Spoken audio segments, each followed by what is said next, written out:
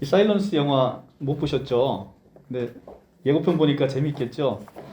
예, 근데 이게 모르고 보면 좀 어려워요. 어렵고 이제 대부분 이제 한국 교회에서 밀양이라는 영화를 보시고 굉장히 충격받으신 그리스도인들이 굉장히 많습니다. 근데 이제 그 밀양이라는 것도 사실은 이제 우리가 영화를 다룰 때 영화는 길어봐야 한 2시간 정도 됩니다. 근데 이제 원작의 소설을 가지고 영화화 하는데 원작의 소설의 내용을 충실하게 반영하지 못해요.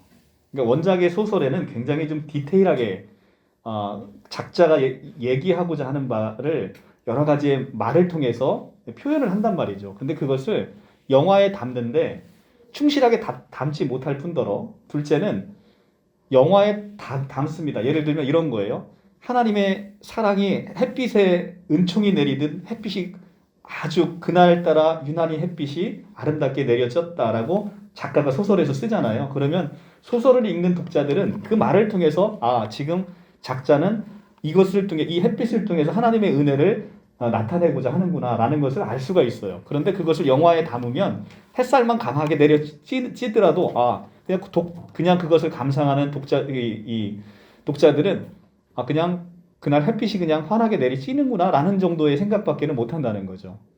그래서 영화를 자칫 잘못 보면 원작을 굉장히 오해해서 보는 경우가 굉장히 많다라는 겁니다. 특별히 제가 앤드류 슈사크의 침묵이라는 것을 하박국의 끝나는 시간에 여러분들과 함께 은혜를 나누고자 하는 것은 이 앤드류 슈사크의 침묵이라는 이 소설도 영화화됐는데 영화는 소설을 너무 충실하게 반영하지 못했고요. 더더욱이 이 원작자인 이 침묵이라는 사일런스라는 소설도 앤드류 슈사크의 원래 의도와는 너무나 다르게 번역이 되어 있어서 그래서 한국 독자들에게 특히 또 특별히 이제 한국 독자들에게 많이 왜곡돼서 오해돼서 읽혀 있다. 그래서 이 작자 앤드류 슈사크가 한 번에 걸쳐서 자기가 원래 얘기하고자 하는 것이 그것이 아니었다라고 해서 한 번 더 침묵의 소리라는 것을 다시 한 번 씁니다. 근데 아마 작가들의 세계에서는 이 자기가 쓴 소설을 독자들이 잘못 이해해서 한 번 더 쓰는 것이 굉장히 좀 굴욕적인 것인가 보더라고요. 그럼에도 불구하고 어쩔 수 없이 이 침묵이라는 소설을 침묵의 소리라는 것으로 다시 한번 쓰게 됩니다. 그래서 침묵은 1966년의 발표작인데 기회가 되시면 한번 꼭 읽어보세요. 저도 못 읽어봤는데 너무 읽고 싶어요. 근데 뭐 워낙 하는 일이 많다 보니까 소설책 하나 읽기가 참 어렵습니다. 92년에 침묵의 소리라고 해서 다시 한번 발표를 했습니다. 이 침묵의 소리에는 가장 중요한, 그러니까 한국에서 번역할 때 이 기리시탄 주거지 관리인의 일기라는 형식으로 부록이 하나 원작에 따라 붙은 게 있었었는데 그 부분을 번역하지 않았다는 거예요. 근데 그 부분이 가장 앤드류 슈사크가 얘기하고자 하는 내용을 그 안에 다 담았다는 겁니다. 그런데 그 관리인의 일기 부분을 번역하지 않다 보니까 이 침묵이라는 것이 굉장히 오독이 되고 있다. 그래서 앤드류 슈사크가 다시 한번 그거를 책을 침묵의 소리라는 것으로 썼습니다. 침묵과 침묵의 소리 뭐가 다른지 아세요? 침묵과 침묵의 소리. 예, 소리가 달라요. 그죠? 소리가 달라요. 그래서 자, 침묵은 우리가 하박국 1장에서 여호와께 부르짖어도 여호와께서 언제까지니까 대답이 없으세요. 그죠? 근데 이 하나님의 침묵은 늘 우리도 많이 경험하는 것들이란 말이죠. 근데 하나님의 침묵은 하나님의 오랜 침묵, 그리고 그 침묵에서 그 침묵의 소리를 듣지 못하면 이것이 자칫 하나님이 계시지 않는 게 아닌가라는 하나님의 부재. 아까 저 신부가 얘기했죠. 나는 도대체 무엇에 기도하는가? 나는 내가 허공에 기도하는 게 아닌가? 이런 생각을 사람들이 갖게 만든다는 거예요. 자, 일단 먼저 침묵이라는 소설의 개요를 제가 간단하게 여러분들이 못 보셨을 것 같아서 간단하게 소설의 개요를 읽고 이 소설에 대해서 많은 사람들이 이제 서평을 했는데 그 중에 이제 기독교인 중에서도 영성이 제가 봤을 때 아주 잘 이 책을 서평한 사람들의 글을 몇 편을 제가 뽑아왔습니다. 같이 한번 은혜를 한번 나눠보도록 할게요. 앤드류 슈사크의 침묵의 줄거리는 이렇습니다. 아까 방금 보셨던 것 같이 로마 교황청에 어느 날 보고서 하나가 딱하니 올라옵니다. 포르투갈 예수회에서 일본에 파견한 크리스토반 페라이라라는 주교, 페라이라 주교가 나가사키에서 고문을 당해서 배교를 서약했다라는 것의 소식이 교황청에 들려옵니다. 일본에서는 33년간 교구장이라는 최고의 중책에 있으면서 박해를 받으면서도 포교를 계속 해왔던 덕망 있던 성직자가 배교했다라는 사실이 전해져서 이 사실을 믿지 못하게 된 것이죠. 특별히 그 두 제자, 아까 그 스승이 실제 배교했다는 소식을 듣고 그것을 사실 여부를 확인하기 위해서 일본으로 떠난 두 제자에게 있어서는 특별히 더 그렇습니다. 1587년에 도요토미 히데요시가 그리스도교를 박해하기 시작하면서 많은 신도가 처형됐고 1614년 이후에 모든 그리스도교 성직자가 일본에서 추방이 됐습니다. 그리고 탄압과 박해가 더욱 모질어졌습니다. 그러나 거센 추방령에도 불구하고 37명의 사제가 신도들과 함께 신앙을 지키기 위해서 일본에 숨어 있었습니다. 이 페레이라 신부는 이 암흑한 시기에 최고의 자리에서 사제와 신도들을 통솔해온 책임 있는 인물이었습니다. 그가 고문에 견디다 못해 하나님과 교회를 버리고 이기도에 굴복했다는 것인데 이런 소식이 페라이라 신부의 제자인 까르페와 그 다음에 마르크, 로드리고에게는 그 존경하는 스승 페라이라 신부에게 어떤 일이 있었는지 모르는 상태에서 소문의 말을 그대로 믿을 수가 없었습니다. 그래서 1638년 5월에 로드리고와 가르페가 일본인 신도 기치치로, 이 기치치로라는 이름을 잘 기억해 두십시오. 이 기치치로의 안내를 받아서 나가사키 근처 도목이라는 어촌에 도착을 하게 됩니다. 기치치로는 원래 일본에서도 여러 차례 배교를 했던, 그러니까 기독교인이지만 여러 차례 그 핍박에 견디다 못해 배교를 했던 사람입니다. 도모기 어촌 마을 사람 모두가 세례를 받은 곳이었습니다. 이 로드리고와 가르페는 이 어촌에서 비밀 조직을 만들어 꺼져가는 신앙의 불을 일으키려고 필사적인 노력을 합니다. 그리고 또 일본인들은 이 신부가 굉장히 필요했어요. 왜냐하면 로마 카톨릭의 교리에 의하면 신부에게 자기의 고해 성사를 해야 이 죄사함이 있다라고 생각을 하기 때문에 신부가 없으면 죄사함 이 고해를 할 데가 없잖아요. 그래서 신부의 존재는 굉장히 필요한 존재란 말입니다. 그리고 지금도 로마 카톨릭에서는 그런 고해 성사에 우리하고는 기독교하고는 약간 구원론이 좀 다르죠. 그렇기 때문에 어쨌든 신부의 존재는 굉장히 중요한데 이들이 이제 거기에 몰래 도모기 어촌에 숨어 들어가서 이렇게 이제 고해 성사도 하고 이제 작은 이제 기독교 조직을 이제 이끌어 가고 있습니다. 그런데 누군가의 밀고로 인해서 도모기 어촌 마을의 관원들이 수색을 받았고 급기야 2명의 신도가 본보기로 처형이 됐습니다. 위기감을 느낀 로드리고와 까르페는 각각 헤어져서 페라이라 신부를 찾기로 했습니다. 그 홀로 방황하던 로드리고는 산에서 우연히 기치치로를 다시 만났습니다. 로드리고는 지푸라기라도 잡는 심정으로 그에게 의지하려고 했는데 기치치로는 이 신부와 함께 있는 것이 밝게 되면 자기와 자기 또 가족들이 다 죽기 때문에 두려워한 나머지 로드리고를 관리들에게 신고해 버립니다. 이 수감된 로드리고에게 이제 자기가 그토록 찾고자 했던 스승 페라이라가 찾아옵니다. 페라이라는 자신의 이름을 일본 이름으로 바꿨어요. 그 사노와 추암이라고 바꾸었고 로드리고에게 자기가 했던 것처럼 로드리고 신부에게도 배교할 것을 그렇게 권합니다. 페라이라가 자신의 배교를 이렇게 로드리고에게 설명을 합니다. 나는 수감된 감옥에서 거꾸로 매달려 신음하는 신도들의 고통 소리에 찬 신음소리를 들었다. 절기로 기도했지만 신은 침묵할 뿐이었다. 이에 로드리고가 이렇게 반박을 합니다. 그들은 지상의 고통 대신 영원한 즐거움을 얻었습니다. 하지만 페라이나는 계속 침묵하고 있는 그리스도를 부정하자 로드리고는 괴로움에 목 놓아 울부짖습니다. 감옥 밖에서 끊임없이 들려오는 신자들의 고통스러운 신음소리에 로드리고는 괴로워합니다. 페라이라는 그런 로드리고에게 이렇게 말합니다. 배교하면 저들의 고통은 벗어날 수 있게 돼. 그런데 너는 왜 배교하려 하고 있지 않지? 그들을 구하고자 교회를 배신하는 것이 두렵기 때문이다. 나처럼 교회의 오점이 되는 것이 무섭기 때문이야. 그게 사랑의 행위인가? 만약 그리스도가 여기 계신다면 틀림없이 그리스도는 그들을 위해 배교했을 것이야. 사랑을 위해 자기의 모든 것을 희생해서라도. 마침내 페라이라의 설득에 로드리고는 신자의 고통을 덜어주기 위해 그리스도를 그린 성화를 밟습니다.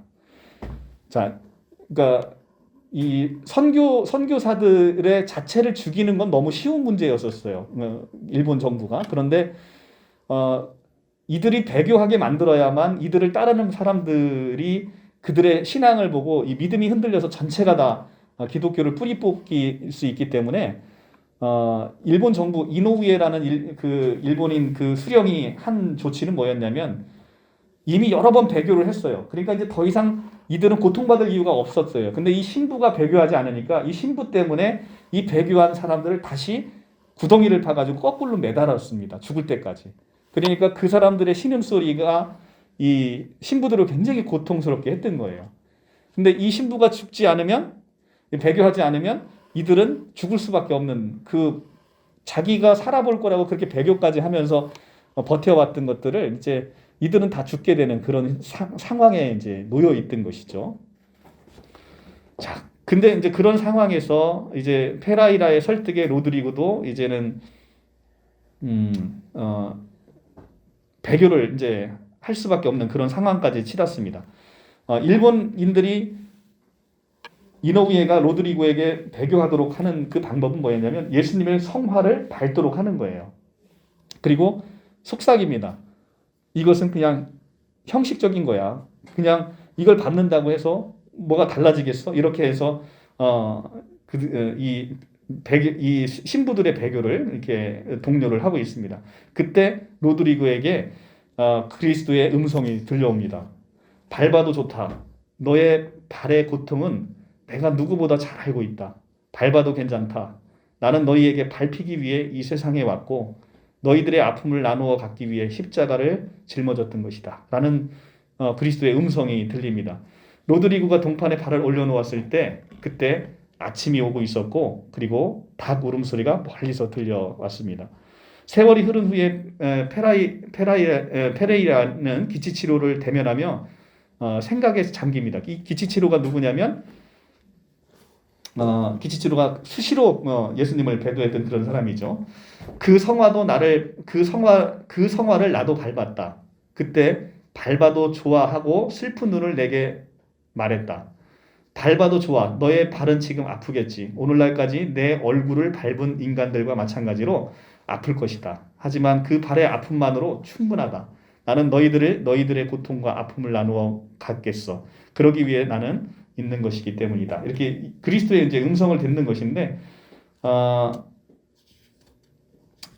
그러니까 여기서의 이제 대화의 내용은 이런 겁니다. 기치치로가 배교를 밥 먹듯이 배교를 하는 거예요. 근데 그 기치치로의 마음에도 항상 이렇게 그 슬픈 눈을 가지고 있었다는 거죠. 그 성화를 밟으면서 허구한 날 배교하는 사람인데 이 로드리고 신부는 이 기치치로를 굉장히 혐오했어요. 세상에 이런 신자가 어딨나? 이렇게 밥 먹듯이 예수님을 성화를 밟고 배교하는 사람이 무슨 신자인가? 이런 생각을 가졌던 거예요. 그래서 그를 혐오했어요. 그리고 또 자기가 좀 위험할 것 같으면 신부를 팔아 넘깁니다.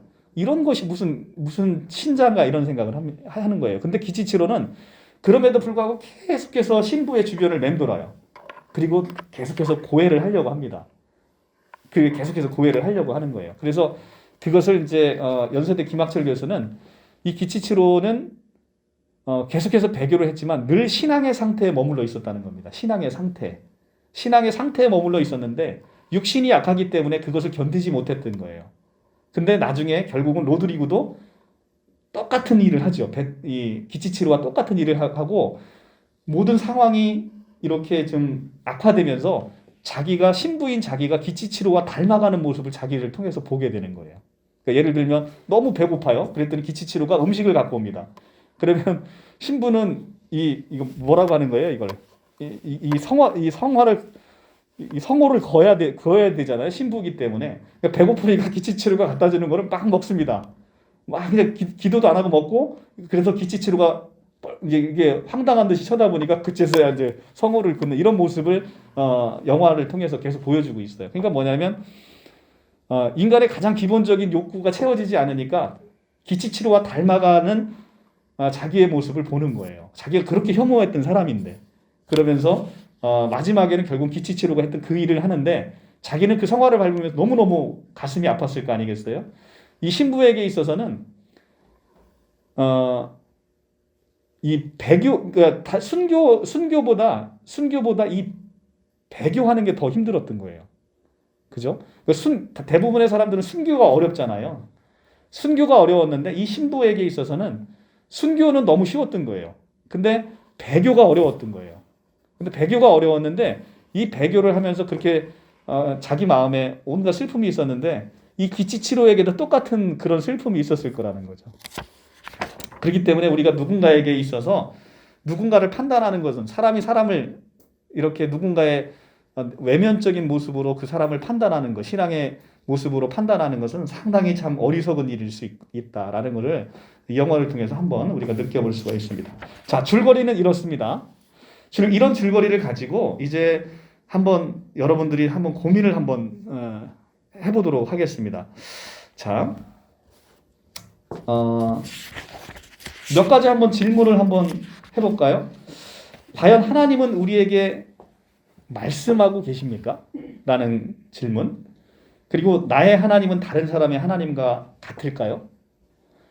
내가 그리는 하나님은 내가 원하는 하나님일까요? 그리고 세상에서 가장 중요한 가치와 내가 마지막에 버리면 안 될 가치는 무엇이겠습니까? 하나님은 핍박받기 위해 이 땅 가운데 오셨다고 얘기를 하십니다. 그런데 우리가 믿는 방법이 우리의 이기심은 아닐까요? 어떤 행복이나 성공을 위해서 믿는 것이지 않겠습니까? 하나님께서 무엇을 바라고 우리가 무엇을 바라고 하나님을 따르고 믿고 있는 것이죠? 하나님은 우리에게 무엇을 또 바라고 계십니까? 이 세상의 최고의 가치는 무엇일까요? 우리가 죽고 나면 모든 것이 끝나는 것인가요? 아니면 죽음 이후에 사후 세계가 있어서 우리는 그 세계를 바라보며 살아가야 되는 것인가요? 이런 여러 가지 어려운 질문들이 있습니다. 이런 질문들에 대해서 한번 이 영화를 통해서 우리가 한번 보면 오늘 하박국의 말씀과 상당히 좀 맥이 닿는 그런 것들이 있을 것 같습니다. 자, 제가 이제 몇 가지 이제 잘 된 글을 뽑아왔습니다. 한번 같이 보도록 할게요. 모든 소설의 작가는 그 나름의 의도를 가지고 이야기를 써내려간다. 그러나 엔도 시사쿠의 침묵은 특별히 더 작가의 의도가 충만해 있다라고 생각을 한다.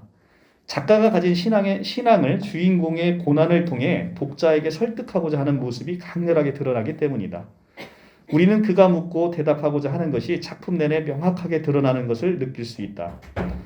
하나님은 고통의 순간에 어디 계시는가? 때문에 이 작품은 신화를 보는 관점을 가지고 읽어야 한다. 즉 작가가 독자에게 무엇을 말하고 싶은가의 관점에서 이 작품을 읽어야 한다. 그런데 이제 이 작품이 이렇게 많이 오독이 됐다는 거잖아요. 그죠? 이야기는 일본에 갔던 선배 선교사 페라이라 신부의 배교 소식을 듣고 후배 선교사 로드리그와 가르페가 일본으로 선교를 떠나면서 시작이 된다. 다행히 로드리고와 가베키스는 밀항에 성공한다. 그러나 이 둘이 꿈꾸었던 선교 활동은 없었다. 둘은 그저 도망만 다니고 자신들 때문에 박해받다 죽어가는 신도들을 무기력하게 지켜보게 된다. 결국 가르페는 순교하게 되고 로드리고는 페라이라의 전철을 밟아 배교하게 됩니다. 로드리고와 페라이라는 다른 선교자의 입국을 막으려 여생을 살게 된다. 결국 일본 선교는 완벽한 실패로 끝난다. 이렇게 결말부에 이르기까지 시종일관 그리스도인에게 기다리고 있는 것은 시련과 고난과 그리고 실패와 패배였다. 정말 조금의 보람도 느낄 수 있을 만하다라고 생각하면 어김없이 절망적인 상황이 그들에게 닥쳐온다. 그러나 이 모든 순간에 하나님은 단 한 번도 나타나지 않았다. 기적은 단 한 번도 일어나지 않았다. 위 개략적인 줄거리를 보면 알 수 있듯이 이 소설은 그리스도인이 처할 수 있는 가장 극한 상황을 설정한다. 물론 초기 기독교인이 받은 박해도 위와 비슷한 수준이었을 것이다. 결국 작가가 설정한 극한 상황은 그가 일종의 사고 실험을 행하고 있다는 것을 보여준다. 극한 상황에서 그리스도교가 어떤 해답을 내려주는지, 그리고 그리스도교는 그 상황에서 존속할 수 있는지, 어떻게 존속할 수 있는지를 실험하고자 하는 것이다. 그리고 그러한 상황에 대한 그리스도교를 통해 행복과 안식을 얻을 수 있을지 가늠하고자 하는 것이다. 또 위에서 설명한 상황의 극한성은 강인한 신앙을 가진 로드리고와 나약한 기치치로의 심성을 같게 만들어버린다. 제가 아까 말씀드렸죠. 그죠? 그 모습, 기치치로의 모습이 이제 신부에게 나타나는 거예요. 극한 상황에서. 로드리고와 기치치로는 결말부로 흐를수록 점차 닮아가며 그에 따라 로드리고는 점점 기치치로를 이해할 수 있게 된다. 처음 기치치로를 보았을 때 로드리고는 아래와 같이 평을 합니다. 그 태도는 그리스도교적인 인내의 덕과는 너무나 거리가 먼 겁쟁이의 나약함과 비겁함, 그것이었습니다. 신앙은 결코 한 인간을 이와 같이 겁쟁이와 비겁자로 만들지 않았습니다. 이것이 이제 로드리고가 기치치로를 평한 내용이었어요. 로드리고는 이처럼 기치치로를 그리스도인이라고 하기에 부족한 인물로 평가를 했습니다. 그러나 로드리고는 급박한 상황에 내몰리면서 점차 그가 멸시했던 기치치로를 닮아가게 된다. 당국에서 쫓아가며 그는 두려움에 몸을 떨게 된다. 그러면서 기치치로의 모습을 떠올리게 된다. 도피 중에 그리고 옥 중에서 로드리고의 마음속에서 마음속에서 이런 생각이 드는 거예요. 만약에 하나님이 안 계시다면 하는 상상이 지속적으로 피어나기도 한다. 이것은 그가 겪는 고난 가운데 항상 하나님이 침묵하셨기 때문이다. 로드리고는 고난을 겪으면서 점차 기치치로의 나약한 모습을 담게 된다. 정확히 말하면 억지로 눌러오던 그 나약함을 드러낼 수 있게 된다. 처음에는 내면에는 나약함이 있었지만 결말부에 가서는 그 나약함이 표면으로 드러나게 된다. 극한적인 상황을 통해서 모든 인간이 가진 필연적인 나약함이 표출되게 된 것이다. 그러나 로드리고와 기치치로가 하나님의 존재를 의심한 것은 아니다. 로드리고가 멸시하던 기치치로의 마음속에도 하나님은 분명 존재하고 있었다. 자, 기치치로의 마음에도 그래서 우리는 기치치로가 늘 신앙의 상태에 있었다는 거예요. 이것은 기치치로가 로드리고가 배교하고 난 후에 로드리고에게 달려가 늘 고해성사하는 것을 통해서 파악할 수가 있다. 만약 기치치로에게 하나님에 대한 믿음이 없었다면 그가 그렇게 지속적이고 간절하게 고해성사를 원하지는 않았을 것이다. 게다가 기치치로가 신 존재에 대한 의심을 한 번도 드러내지 않았다는 점을 감안하면 기치치로가 로드리고보다 더 신앙이 확고했다고 볼 수도 있다. 결국 이런 설정으로 이들이 던지는 물음은 하나로 나아간다. 기치치로가 계속해서 던졌던 그 물음이다. 아마도 기치치로는 인간의 한없는 나약함을 가장 잘 알고 있었기에 일찍부터 아래와 같은 물음을 던질 수 있었던 것이다. 하나님은 무엇 때문에 이런 고통을 주시는지요? 저희들은 나쁜 일이라고는 아무것도 하지 않았는데요. 나는 태어나면서부터 약해요.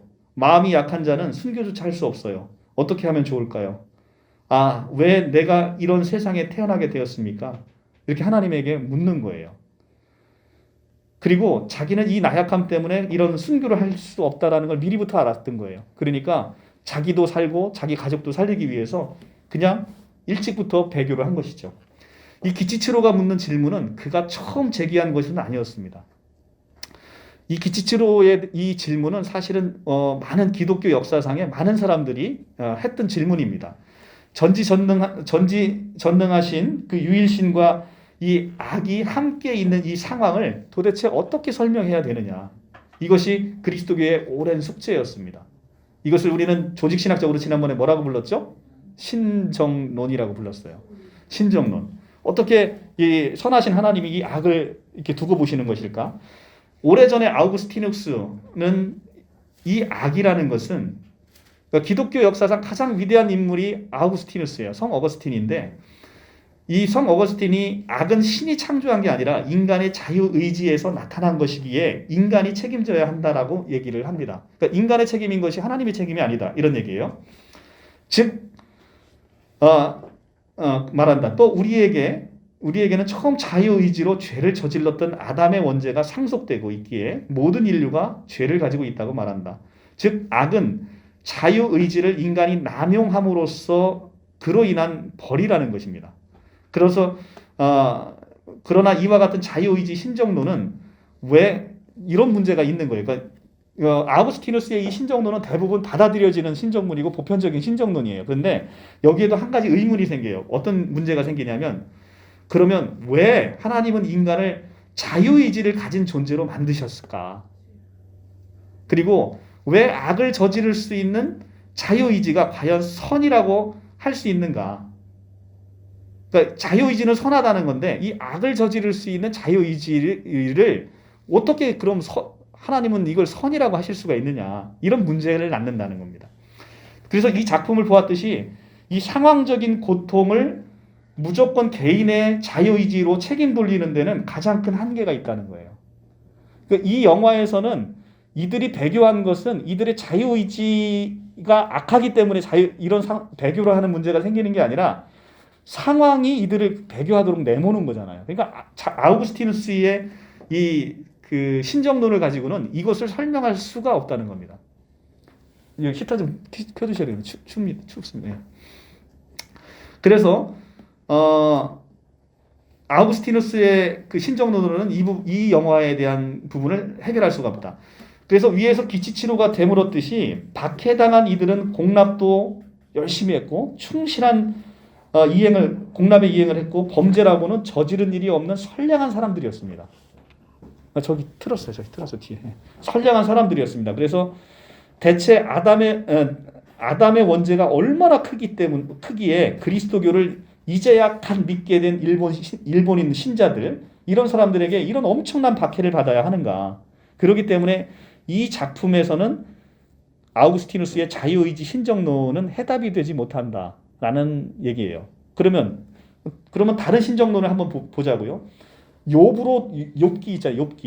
욥으로 대표되는 교육의 신정론이라고 하는데 욥으로 대표되는 이 교육의 신정론은 과연 그럼 해답이 될 것인가? 한번 보자고요. 욥으로 대표되는 교육의 신정론은 어떤 의미냐면 이 시련과 고난을 통해 믿음을 단련하고 마침내 큰 축복을 우리에게 주시기 위해서 우리에게 고난과 고통을 준다라는 신정론이에요. 우리가 이제 흔히 많이 쓰는 것이잖아요. 그런데 이 작품에서는 이것도 소용이 없어요. 왜냐하면 본 작품에서는 수많은 순교자가 시련과 고난 이후에 다가온 것은 비참한 죽음이었어요. 그렇기 때문에 어떤 시련과 고난을 통해서 욥은 나중에는 본인의 그 시련과 고통이 몇 배의 축복으로 다시 오지 않습니까? 그런데 이 사건에서는 그런 시련과 고난 이후에 그런 놀라운 축복이 있는 게 아니라 그냥 죽음밖에 없었다는 거예요.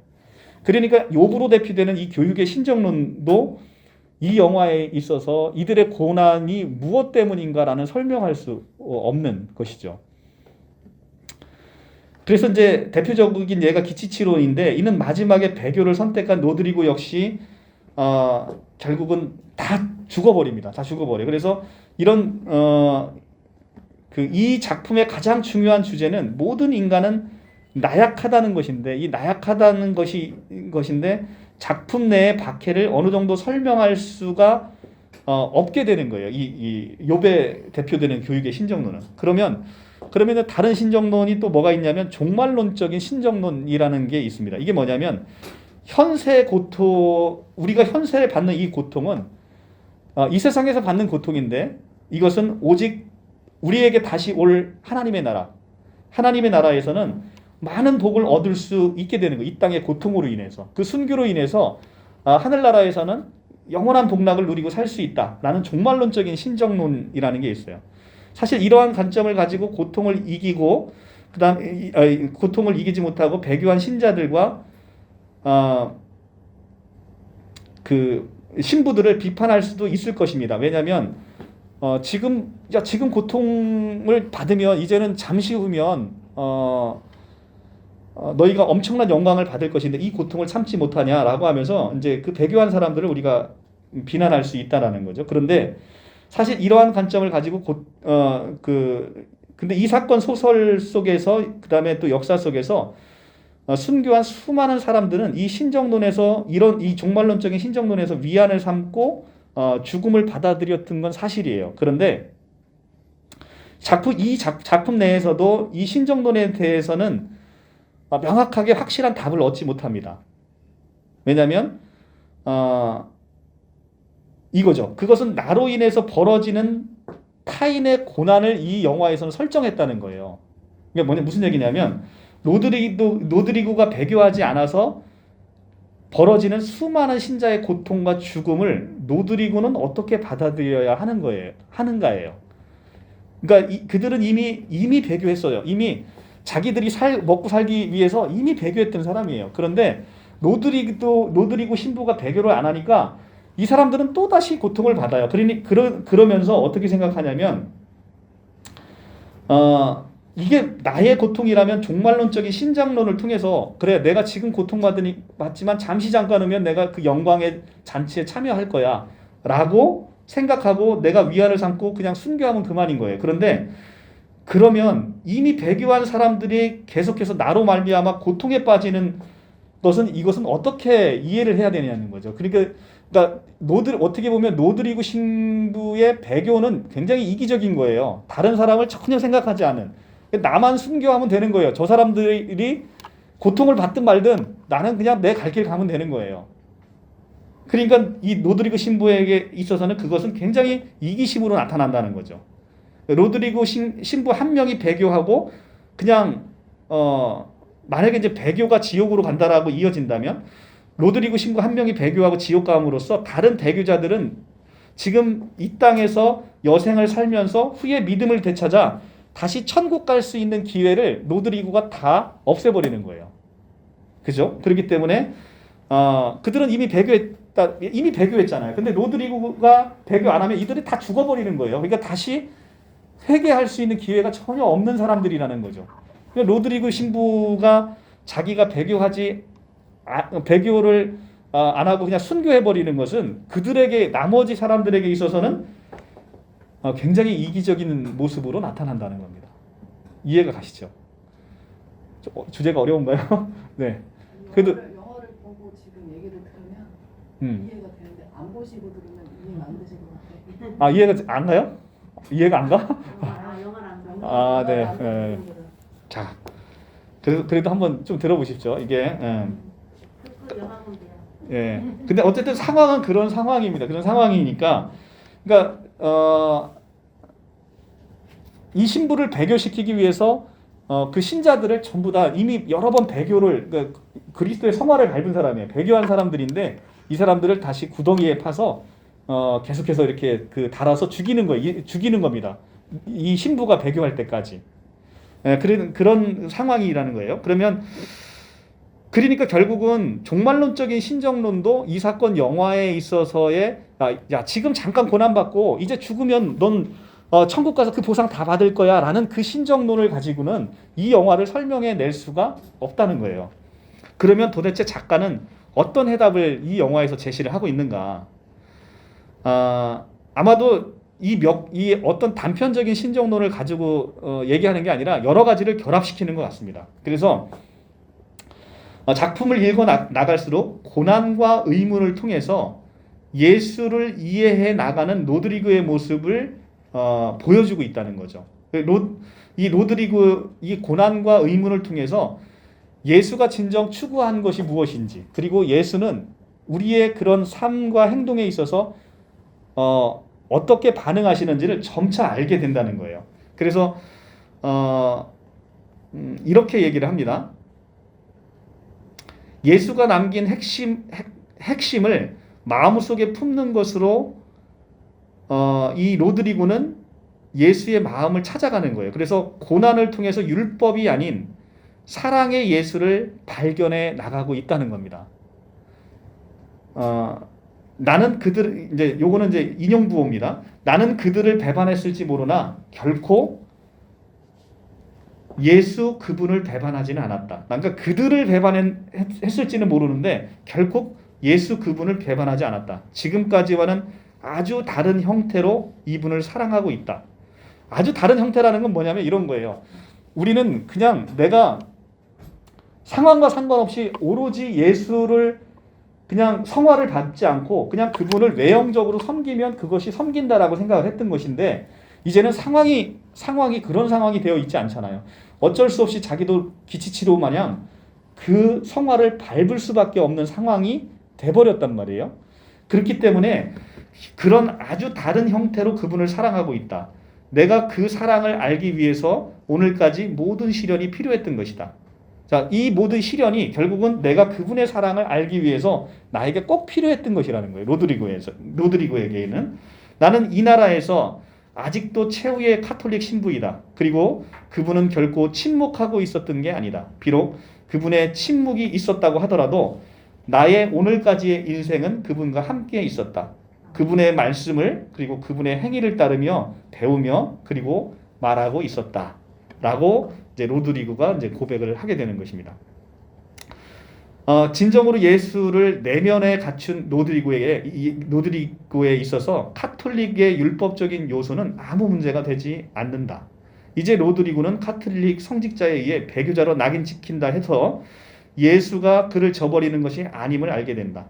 믿음 없는 율법을 부인하고 믿음에 기초한 사랑을 강조했던 예수를 그 고난을 통해 진정으로 이해하게 된 것이다. 이렇게 하여 작가는 무엇이 그리스도교의 핵심이며 참된 신앙의 근본인지를 알려준다. 그리고 예수가 전하고자 했던 그리스도교의 핵심이 내면의 믿음과 사랑이라면 그리스도교는 어디서든 누군가의 마음속에 존속할 것이라는 결론을 내놓는다. 그리고 로드리고의 마지막 모습에서 극단적인 상황 속에서도 그리스도교를 통해 내면의 평화를 가질 수 있음을 보여주고 있다. 자, 이런 결론이에요. 그러니까 그 페라이라 신부와 로드리고의 대화에서 이런 얘기가 있어요. 당신이 배교하게 되면 신부로서의 영원한 낙인이 찍히잖아. 이제 배도자라는, 그죠? 배도자 나오니까 또 그게 배도자라는 낙인이 찍혀버려요. 그런데 신부에게서 그건 얼마나 치명적인 거예요. 그런데 오히려 이들의 사는 세상에서는 이 배도자가 됐던 것이 결국은 사랑의 실천이었다는 것이죠.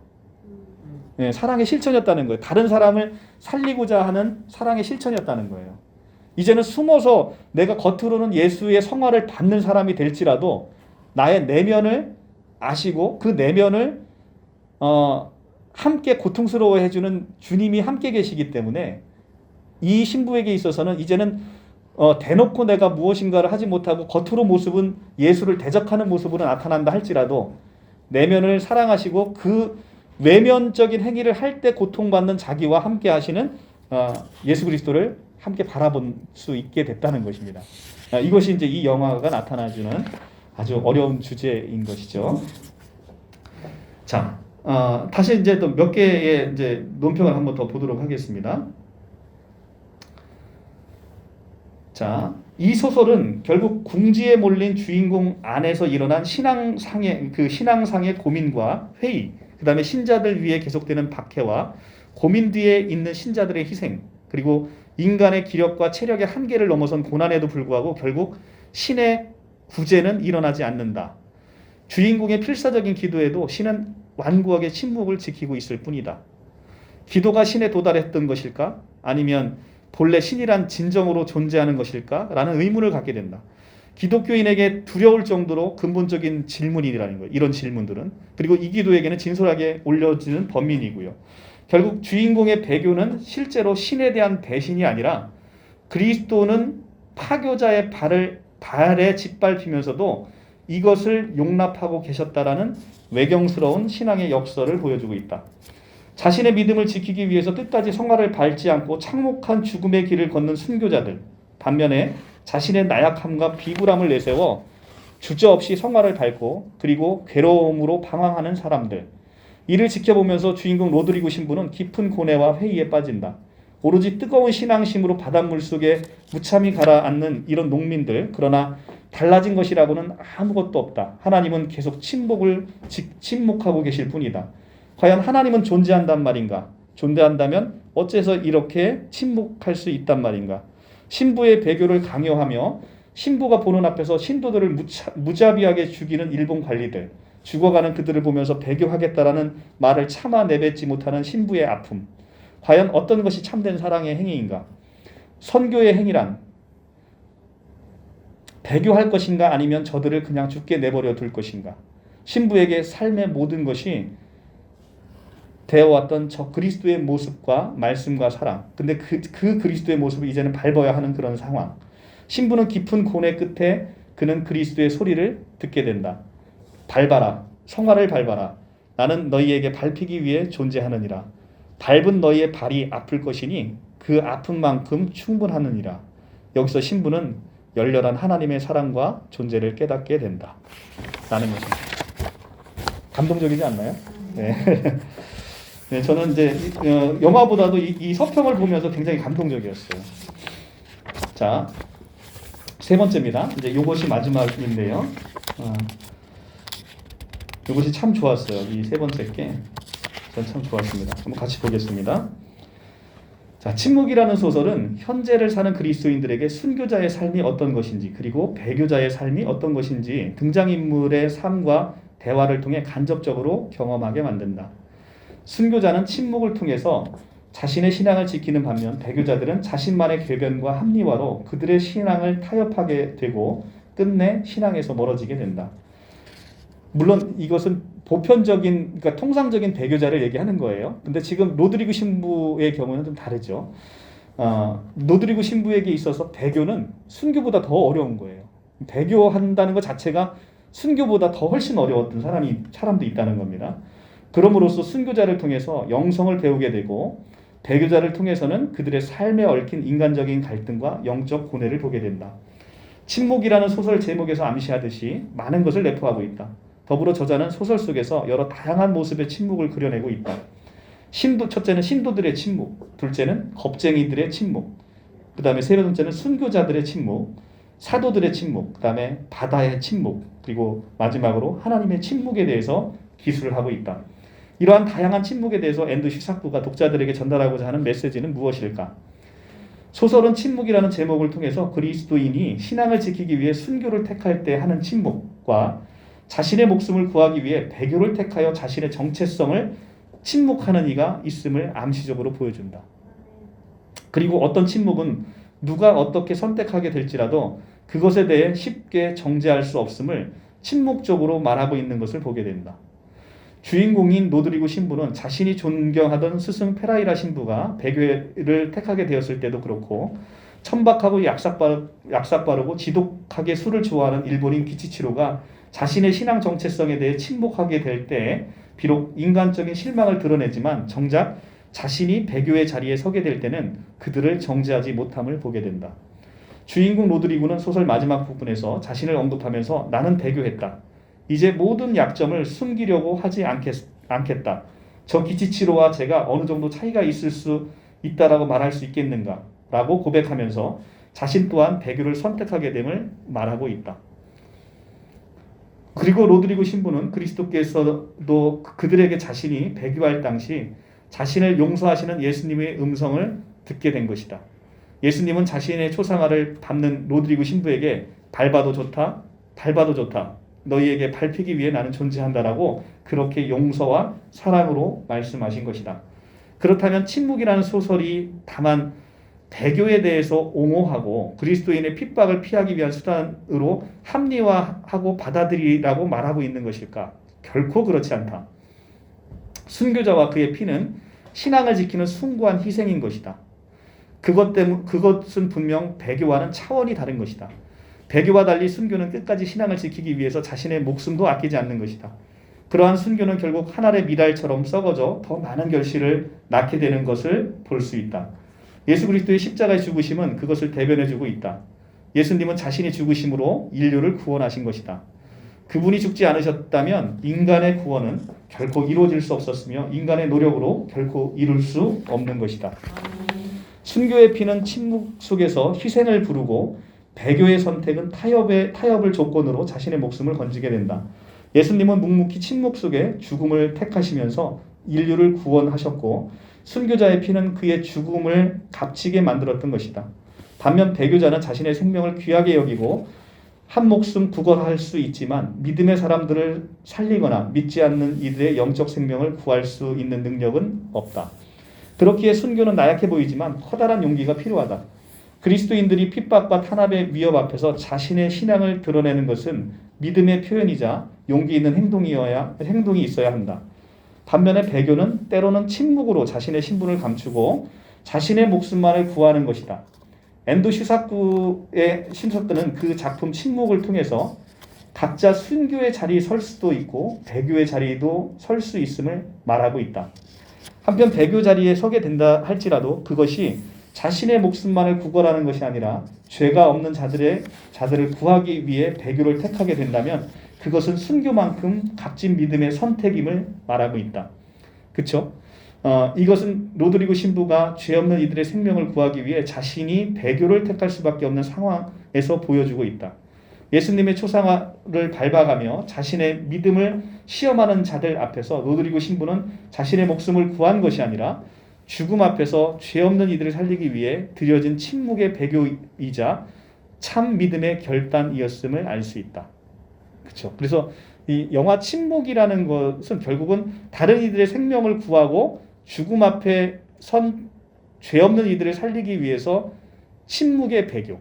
이 단어가 되게 저한테는 의미가 있더라고요. 침묵의 배교. 자, 배교가 신앙을 버리는 결과가 된다면 그것은 또 다른 이야기겠지만 배교의 선택이 예수 그리스도의 십자가의 죽으심을 헛되게 여기는 것이 아니라 그분의 용서를 깊이 더 인지하고 하나님의 때에 하나님의 방법으로 구원할 영혼들을 살리고 품게 되는 계기가 된다면 그것은 순교만큼이나 값진 결과가 될 수 있기 때문이다. 그런 의미에서 로드리고 신부의 배교는 섣불리 자신의 삶만을 위해 배교를 택했던 기치치로나 그 궤변과 자기 합리화로 배교를 택했던 페라이라 신부와는 확연히 다른 것임을 알 수 있다. 침묵이라는 작품은 대한민국이 일제강점기 신사참배 상황에서 어떤 믿음의 사람들은 순교의 자리에 서 있었고 또 다른 믿음의 사람들은 목숨을 구걸하는 배교의 자리에 서 있을 때를 생각나게 한다. 그 당시 일본 천황의 참배한 사건을 통해 순교자와 배교자가 한국 기독교 역사에 남아있다. 과연 그리스도인인 내 자신이 그때 그 당시에 있었다면 나는 과연 어떤 자리에 서 있게 되었을까? 내 목숨을 버리더라도 신앙을 지켰던 순교의 자리에 서 있었을까? 아니면 배교를 통해 내 목숨을 건지고 신앙을 저버리는 그런 자리에 서 있었을까? 그 질문은 사실 쉽게 답하기 어렵다. 그러나 현재 많은 한국 교회들이 1900년대 초 부흥의 순수한 신앙을 가졌던 것과 달리 세상과 타협하고 있는 현실을 본다면 그 당시 많은 이들의 순교의 자리보다 배교의 자리에 서 있지 않았나 하는 생각이 든다. 현재 이단이 판치고 사회 정의가 지탄을 받게 되는 그러한 일련의 일들을 접하면서 순교의 침묵이 아쉽게만 느껴진다. 교회가 사회의 길잡이가 되지 못하고 사회 정치에 물들어 신앙의 참모습이 변질되고 십자가의 복음이 편협하고 곡해되어져 가는 현실을 보게 되면서 과거 일제강점기 시절 배교의 시로 말미암아 자신의 목숨을 구한 것이 오늘날 우리가 뼈아프게 회개하고 참회해야 할 교회의 아픔이 되지 않았나 싶다. 굉장히 생각해야 될 많은 시사점을 던지죠. 역사적으로 볼 때 순교의 자리에 섰느냐 아니면 배교의 자리에 섰느냐에 따라서 그 나라의 흥망성쇠가 커다랗게 갈렸던 것을 우리가 볼 수 있다. 순교의 자리는 종말인 것 같아 보여도 결국 그 순교의 피로 말미암아 개인과 나라가 부흥했던 경험을 알 수 있고 배교의 자리는 잠깐 생명을 부지할 수 있을지 몰라도 종말은 그렇게 길지 않았음을 보게 된다. 로드리고 신부는 페라이라 신부의 배교에 대해 눈으로 목격하고 귀로 듣기까지 끝까지 부인하며 인정하지 않으려 했던 것이고 기치치로의 세속화되고 배교적인 행동에 대해서는 멀리하고 달갑게 여기지 않았던 것도 그러한 이유였던 것이다. 페라이라 신부의 배교는 목숨을 구걸하고 세상과 타협한 배교로 보이는 반면 로드리고 신부의 배교는 자신의 나약함을 인정하는 동시에 예수 그리스도의 용서를 체험했던 것을 알 수 있다. 마치 예수를 판 유다와 예수님을 부인한 베드로가 모두 예수님에게 똑같은 존재로 우리가 여길 수 있지만 유다와 달리 베드로는 자살이 아닌 회개를 통해 예수에게 돌아왔던 것을 우리가 알 수 있듯이 페라이라 신부와 로드리고 신부는 모두 배교를 택했지만 분명 다른 모습이 두 사람에게 있음을 알 수 있다. 소설 침묵은 이러한 다양한 침묵의 소재를 가지고 이야기하면서 작가는 카톨릭의 전파와 교회의 반감을 가지고 배척했던 일본 선교 역사를 보여주고 있다. 그러한 선교의 역사적 배경은 오늘을 사는 그리스도인에게 순교자의 영성에 대해 다시 도전하게 하고 있으며 자신들의 신앙의 현 주소를 되돌아보는 계기가 될 것이다. 오늘 나는 순교자의 자리에 서 있는가 아니면 배교자의 자리에 서 있는가 스스로에게 물어보게 된다. 어느 자리에 서 있습니까? 네. 자, 이제 진짜 마지막입니다. 하나가 더 있는데 이건 간단하면서도 이거 나도 굉장히 좋습니다. 한번 보실까요? 이 책을 읽고 이 소설 침묵이라는 책을 읽고 떠나지 않는 생각에 대해서 좀 정리를 해본 건데요. 첫째는 기치치로. 이 기치치로 허구한 날 성화를 밟는 이 기치치로 그는 이 소설에서 로드리고 신부가 일본으로 밀항하여 들어갈 때 함께 했고 또 한편 그를 도와 일본 카톨릭 신도들과 연결해주는 역할을 하지만 주인공 신부를 일본 관리에 고발하여 붙잡히도록 만드는 인물이기도 하다. 소설상의 나약함과 비겁함 그리고 그러나 자신의 모습에 늘 괴로워하는 그런 인물로 나타납니다. 그러니까 나약하고 비겁한데 그런 자신의 모습에 늘 괴로워한다는 거예요. 그는 이 소설의 마지막도 장식하며 자신의 그런 비굴한 모습에도 불구하고 내면 깊이 로드리고 신부에게 그런 자신을 받아주기를 그리고 자신을 용서해 주기를 그렇게 빌고 있습니다. 영화상과 소설상에서도 나는 이 기치치로가 사실 로드리고 신부의 한 그림자이며 또한 나의 그림자임을 안다. 이게 이제 굉장히 중요한 거예요. 이 기치치로가 사실은 로드리고 신부의 그 안에 있는 한 단면의 그림자고 그리고 로드리고 신부가 실제로 또 이런 모습을 보여주고 있단 말이에요. 그리고 이것이 바로 나의 그림자의 한 모습이라는 거예요. 기치치로는 아마도 내가 죽을 때까지 나와 함께 있을 것이다.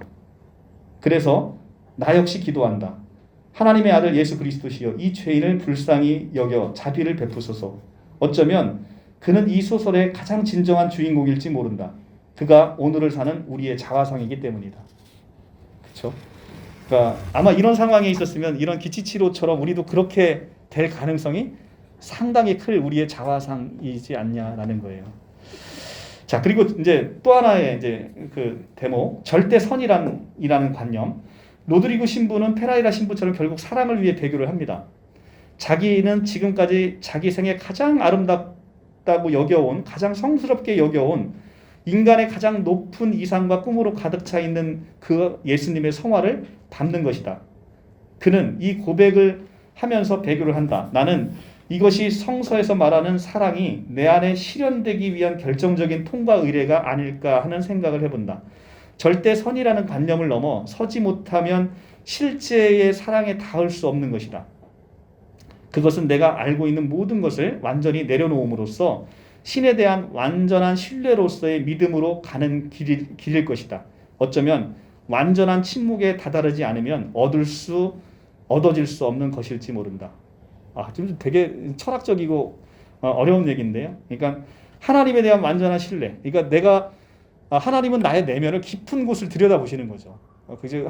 인간은 우리의 외형적인 모습을 보지만 하나님은 우리의 심 중에 있는 깊은 마음을 들여다보시기 때문에 우리가 하나님을 전적으로 신뢰를 한다면 우리가 그 성화를 밟음으로 인해서 느껴지는 우리 발의 고통, 그 고통을 하나님은 그 고통에 사실은 굉장히 감사할 거라는 생각이 들어요. 그죠? 외형적인 모습은 나를 밟는 행위지만 그것은 결국은 하나님께서 이 땅에 스스로 감당하기로 결정하시고 이 땅 가운데 성육신하신 것이란 말이죠. 우리는 그 밟는 행위를 통해서 예수 그리스도의 사랑을 더욱더 펼치는 것이죠. 그렇기 때문에 우리의 밟는 행위로 인해서 오히려 그리스도는 그 발에 밟는 고통의 아픔을 갖고 있는 로드리고를 굉장히 고마워했을 것으로 보이고 또 그로 인한 사랑의 실천에 더욱더 감사하지 않았을까라는 그런 생각을 해봅니다. 자, 침묵이 아니다. 로드리고 신부는 스스로 묻고 답한다. 주님, 당신은 언제나 침묵하고 계시는 것을 저는 원망하고 있었습니다. 그랬더니 예수님이 나는 침묵하고 있었던 게 아니다. 너와 함께 괴로워하고 있었다. 그러나 당신은 유다에게 가라고 말씀하셨습니다. 가서 내가 하려는 일을 하라고 유다에게 말씀하셨습니다. 유다는 어떻게 되는 겁니까? 나는 유다에게 그렇게 말하지 않았다. 지금 너에게 성판을 밟아도 괜찮다라고 말한 것과 같이 유다에게도 그렇게 하라고 말한 것이다. 너의 발이 아픈 것처럼 유다의 마음도 아팠을 것이다. 이렇게 얘기를 합니다. 근데 결국 유다는 돌아오지 못했죠. 스스로의 목숨을 끊어버린 것이죠. 그리고 그분은 침묵하고 있었던 게 아니다. 그분은 침묵하고 있었던 것이 아니라 비겁하게 보일 만큼 나약한 영혼을 그 순간에도 받아들이고 계시고 있었던 것이다. 그것은 지금 내 숨이 붙어 있는 것이라 그것으로 지금 그러니까 하나님의 그 침묵으로 지금 내 숨이 붙어 있는 것이다. 이런 얘기예요. 그러니까 그분의 침묵하지 않으셨다면 내 나약함으로부터 빚어지는 비겁과 위선으로부터 내 생명을 유지할 길이 없다. 그리고 그분은 고통 속에 사람들과 늘 함께 계신다. 그분은 사람들과 함께 고통하고 고통받고 계시고 함께 고통하시고 고통받고 계신다. 십자가 예수는 고통 그 자체이시다. 그 고통 속에 들어가지 않으면 결코 그분을 발견할 수 없다. 왜냐하면 예수 그리스도는 고통 가운데 계시기 때문에 우리가 고통으로 우리가 들어가지 않으면 그분을 만날 수 없다는 거예요. 그분은 고통 안에 계시기 때문에. 왜냐하면 그분은 이웃의 고통 속에 계시기 때문이다. 산을 뒤엎고 하늘을 찢을 용기로 그 고통의 정면으로 대들지 않으면 그분의 영혼이 내 영혼 안에 샘솟을 수 없다. 그분의 침묵은 사랑이다. 우리가 헤아리는 건 너머로 있는 사랑인 것이다. 어쩌면 엔도 14구는 신의 사랑을 침묵이라고 정의하면서 하나님은 침묵하고 계시지 않고 있다라는 역설을 보여주고 있는지 모른다. 자, 이런 거예요. 되게 이제 저는 이 대목에서 가슴이 되게 찡했는데 우리가 살 길은 하나님의 침묵밖에 없었다는 거예요. 하나님의 침묵이라는 건 우리는 늘 이런 생각을 해요. 정의란 무엇입니까? 정의? 우리가 정의라는 그 아름다운 이름을 말미암아서 온 세상에 고통을 받은 게 한두 번이 아니에요. 정의라는 것은 정의를 정의하는 자에 의해서 많이 자행되는 인류 역사를 보아왔다는 거죠. 그죠? 정의라는 이름으로 많은 사람들을 죽이고 고통 가운데 억압하고 착취하고 그런 것들이 너무나 많잖아요. 근데 그 정의에 대한 정의를 잘못 내림으로 그렇게 되는 거죠. 정의는 하나님께서 정의예요. 그죠? 하나님께서 정의인데 하나님의 그 말씀에 반하는 것들은 정의롭지 못한 거거든요. 그런데 이 정의를 자기 마음대로 해석함으로써 인류 역사는 이렇게 혼돈과 고통 속에 빠져 있는 거예요. 근데 지금 엔도 14구는 무슨 얘기를 하고 있냐면 우리는 지금 하박국도 이런 얘기를 해요. 하박국 1장에서 하나님 저들의 악을 그냥 보고 계실 겁니까? 라고 얘기를 합니다. 그런데 하나님께서는 응답을 주시죠. 반드시 내가 그 악을 멸하리라. 내가 그 악을 반드시 멸하리라 라고 얘기를 해요. 그런데 중요한 건 악을 멸할 때까지 하나님은 침묵하고 계신다는 거예요. 근데 그 침묵은 그들을 위한 침묵이 아니라 나를 위한 침묵이었다는 거죠. 과연 여러분들 안에는 이 바벨론과 같은 그런 악이 없다라고 자신하시는 분은 손 한번 들어보시죠. 누가 있겠어요? 여러분들 안에 그런 악이 있다는 거예요. 하나님이 두고 보실 수 없는 악이 있다는 거예요. 근데 지금 여러분 우리는 뭐라고 얘기하냐면 그 침묵하시는 하나님에게 하나님 침묵하지 마세요 라고 남들을 향해서는 얘기하는데 정작 내 안에 있는 침묵이 하나님은 네 안에 아직 침묵이 있기 때문에 내가 아직 침묵할 수밖에 없는 거야 라고 그 얘기를 하신다는 거죠. 너희 안에 있는 그 악함 때문에 내가 지금 일어설 수 없는 거야. 내가 지금 일어서서 불같이 너희들을 심판할 수 없는 이유가 아직 너희 안에 있는 그 악함이 보여지기 때문이라는 것이죠. 그러니까 우리가 사는 것은 하나님의 침묵하시기 때문에 우리가 산다는 거예요. 하나님이 침묵하시기 때문에 우리가 산다는 겁니다. 그 침묵의 소리를 우리가 들어야 된다는 것이죠. 그 침묵의 소리. 그것이 바로 그렇게 요나가 조롱했던 바로 하나님의 그 성품이라는 것이죠. 오늘 요나서 4장 2절을 읽고 마치도록 하겠습니다.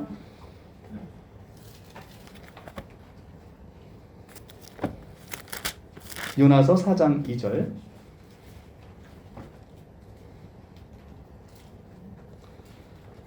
이스라엘 백성들을 니느웨 백성들을 구하고자 하는 하나님의 그 성품을 요나가 조롱하죠. 4장 1절부터 2절까지 읽고 마치도록 하겠습니다. 요나가 매우 싫어하며 성내며 여호와께 기도하여 이르되 여호와여 내가 고국에 있을 때 이러하다 말씀하지 아니하였나이까. 그러므로 내가 빨리 다시스로 도망하였사오니 주께서는 은혜로우시고 자비로우시며 노하기를 더디하시며 인애가 크시사 뜻을 돌이켜 재앙을 내리지 아니하시는 하나님인 줄 내가 알았음이니이다.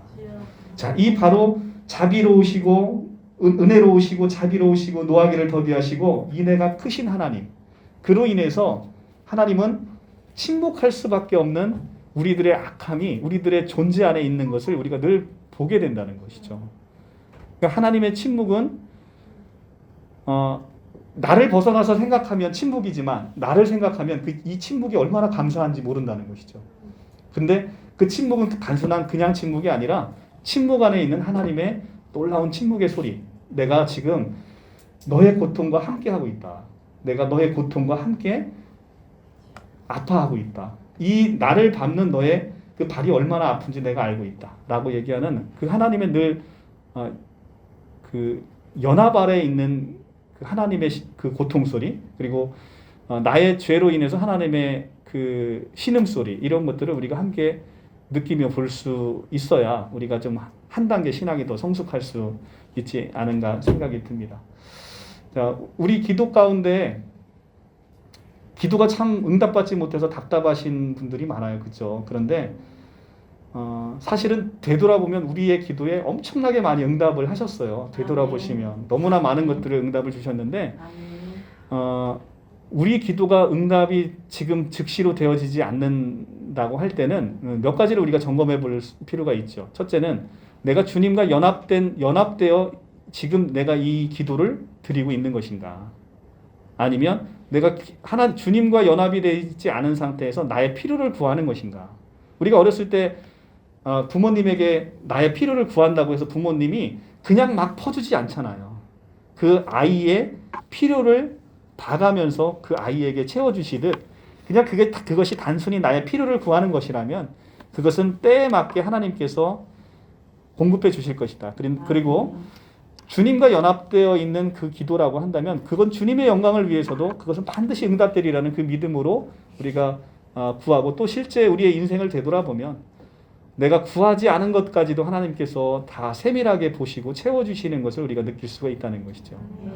네, 우리가 그런 것으로 봤으면 좋겠습니다. 하나님께서는 제가 이제 지난 하박국을 처음에 시작하면서 말씀드렸듯이 하나님 무엇을 하고 계셨습니까? 라고 할 때 하나님은 내가 이렇게 고통받는 순간에 하나님 무엇 하셨습니까? 라고 하면 늘 로드리그 신부처럼 동일한 말씀하시죠.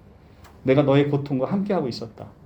그리고 나는 지금 당장 너가 받고 있는 이 고통보다 잠깐 후면 너가 받을 영원한 고통, 유황불못에 떨어지는 그 고통의 그 순간에 너의 죄를 대신 지기 위해서 나는 지금 십자가에 달려 있단다 라고 얘기하는 거죠. 그 십자가에 달려 있는 것이 지금 영원하게 여러분들에게 현재적으로 느껴질 때, 그것이 지금 과거의 사건이 아니고 지금 현재의 사건으로 바라보면 우리가 감히 그 예수 그리스도에게 당신 뭐하고 계셨습니까? 라는 얘기를 우리가 감히 할 수 없죠. 지금도 십자가에 우리 때문에 달려 계시니까.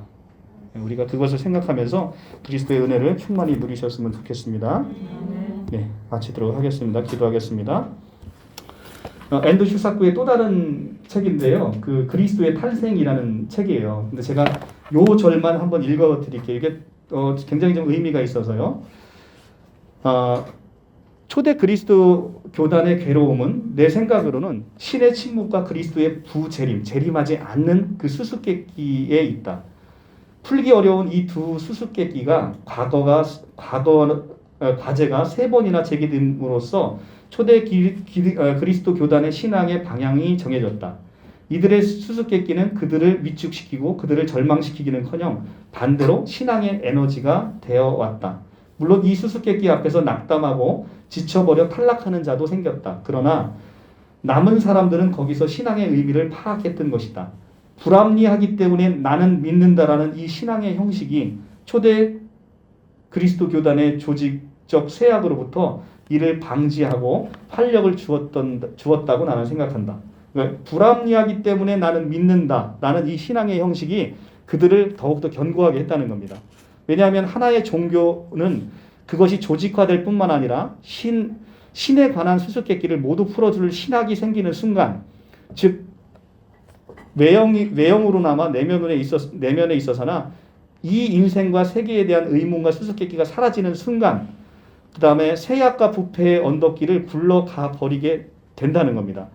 이것이 이제 경험적으로 중세라는 시대에 그리스도교 신학의 확립기인 동시에 세약 수수께끼이기도 했다는 사실을 통해서 알 수 있다는 겁니다.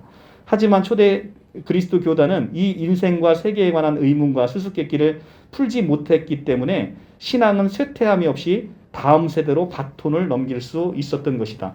신은 어째서 침묵하는가? 그리스도는 어째서 재림하지 않는가? 이 두 가지의 과제를 풀 수 없었기에 신도들은 괴로워하고 몸부림치며 이러한 고통이 신앙의 에너지가 되었던 것이다.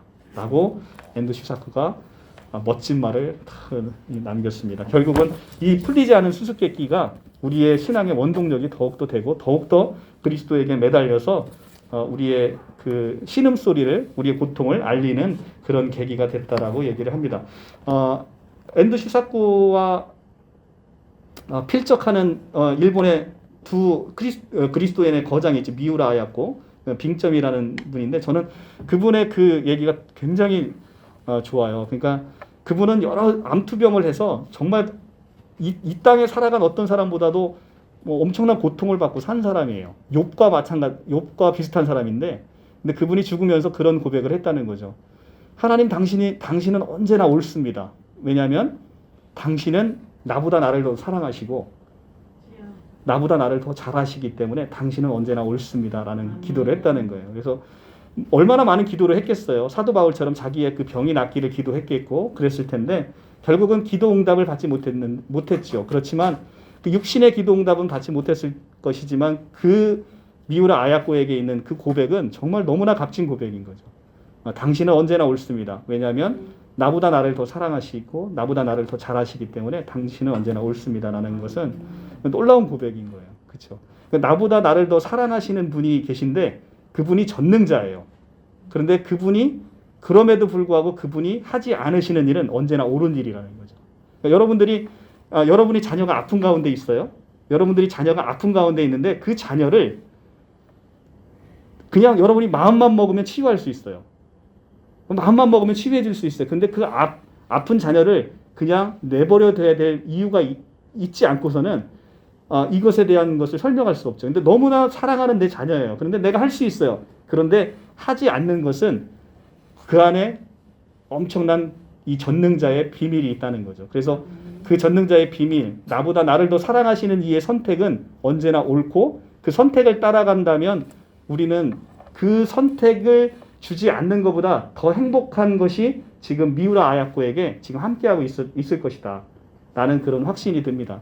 여러분도 그런 확신 속에서 고통의 답을 듣지 못한다고 하더라도 그 답을 듣지 못하는 그 현실이 답을 듣는 현실보다 더 놀라운 하나님의 축복이 그 안에 담겨 있을 것이다. 라는 것을 꼭 머릿속에 염두에 두셨으면 좋겠습니다. 예, 진짜로 마칠게요. 감사합니다.